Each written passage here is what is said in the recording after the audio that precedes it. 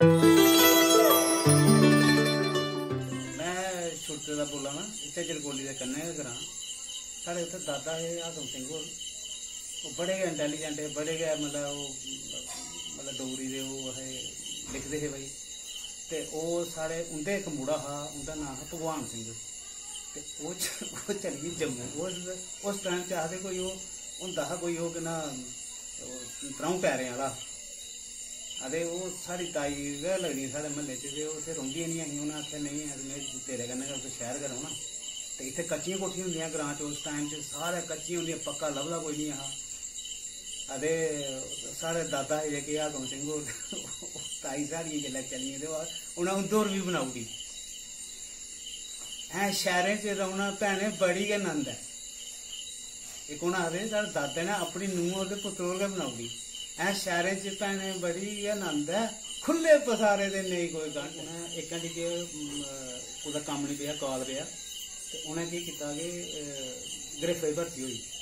ग्रिफ्ट दी भर्थी केह् होई कि मतलब सारे लोग गै चली पे उत्थै, मतलब भर्थी होने गी पिच्छे रेहा कोई निं। तो उ'नें इक कप्तर बनाई ओड़ी। उ'नें मक्कां गुड़दे गै उ'नें कप्तर बनाई ओड़ी। असें काल समाज दिक्खेआ लोकें ग्रिप च भर्थी होंदे, घर बेहियै केह् लैना भैया, उत्थे 90 होंदे। क्या बात है, क्या बात है। असें कच्छा लभदे धूड़ मधूड़े, दूला लभदे रंगे, घर बेहियै केह् लैना भैया, उत्थे 90 होंदे।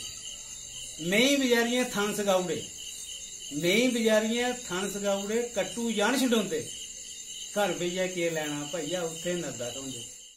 घर होंदा हा ते उत्थे रंबे चंडाने जंदे हे अस, क्योंकि उस वेल्लै रंबे चंडांदे हे लोग, मतलब हल्लां होंदियां हियां।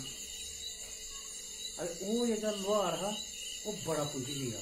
पुंजी तां हा कि उन्नै अपने घर बी कम्म करना होंदा, ते 400 घर है साढ़े ग्रां दे बिच, ते सारे रंबे लेइयै चली पौन उत्थे, ते उ'नें अपना घर कम्म कोल्लै करना ते लोकें कोल्लै करना। ते उस वेल्लै आखदे साढ़े ओह् जेह्के दादा हाकम सिंह होर हे ओह् जींदे हे, ते ओह् बी कुदै गे कुदै रंबे चंडाने उत्थें, ते उ'नें बी आखेआ था तुगी कुदै घर कम्म निं है। अते उ'नें उस्सै वेल्लै गै कविता गंढी ओड़ी। हैं फकीर ओह्दा नांऽ हा, जेह्का रंबे चढ़दा हा ओह्दा नांऽ हा फकीर लुहार। साढ़े ग्रां च ना हैं फकीर लुहार अर्जां करदा हाकम सिंह निं रवै, जां असी चढ़ै त्रैन कताब ते जां कुदै रस्तै ढवै, ते जां असी लेई जान लेड़ दा के ते परच निं उत्थां आवै।